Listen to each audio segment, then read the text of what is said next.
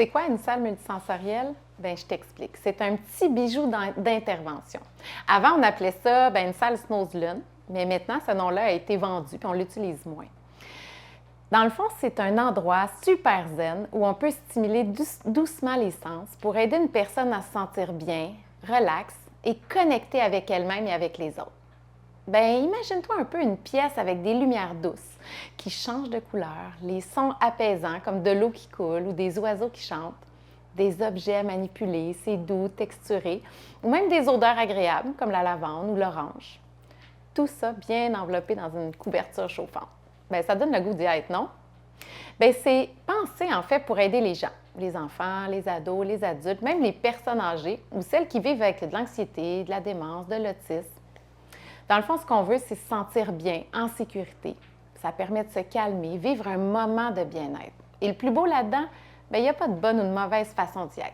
La personne peut juste regarder les lumières, écouter la musique, flatter une doudou, peu importe. Ce qui compte en fait, c'est d'être accompagné d'une personne dans la salle et observer ce qui lui fait du bien. C'est aussi un super outil pour les intervenants, dans le fond, pour les proches aidants, puis même les familles qui veulent juste passer un beau moment sans pression avec leurs proches. Donc, la prochaine fois que tu vois une colonne à bulles ou des lumières colorées, pense que c'est pas juste un gadget. C'est peut-être juste un simple matériel sensoriel, mais un outil pour le cœur puis pour l'âme. Bien, c'est ça, en fait, une salle multisensorielle. C'est pour qui, les séances multisensorielles? Bien, c'est simple. C'est pour tout le monde. On vit tous à un moment ou à un autre du stress, de l'anxiété, des journées où on se sent dépassé, où on a juste besoin de ralentir puis de souffler un peu. Bien, c'est exactement ça que les environnements multisensoriels peuvent t'offrir. Pas besoin d'avoir de diagnostic pour en profiter. Mais oui, ça peut aider ceux qui ont du TDAH, de l'hyperactivité, qui ont de l'autisme ou de l'anxiété. C'est pour tout le monde au final. Pourquoi c'est bon, en fait, de stimuler les sens? Bien, ici, on va parler de quelque chose qu'on prend souvent pour acquis. Bien, c'est bien nos sens.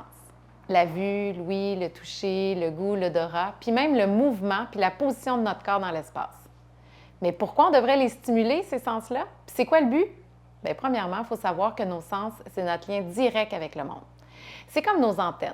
Quand on les stimule doucement, intentionnellement, ça peut nous aider à plusieurs choses. Bien, entre autres, se calmer. Quand nos sens sont bien sollicités dans un environnement qui est super sécurisant, ça envoie un message clair au cerveau. T'es correct, tu peux te calmer, puis là, la respiration ralentit. Tes muscles se détendent, puis on décroche. Ça peut aussi créer des souvenirs. Des fois, juste une odeur, une toune, bien, ça nous ramène dans ton enfance, comme par magie. Bien, chez les aînés, surtout ceux avec les troubles de mémoire, par exemple, ça peut ouvrir une porte qu'on croyait fermée.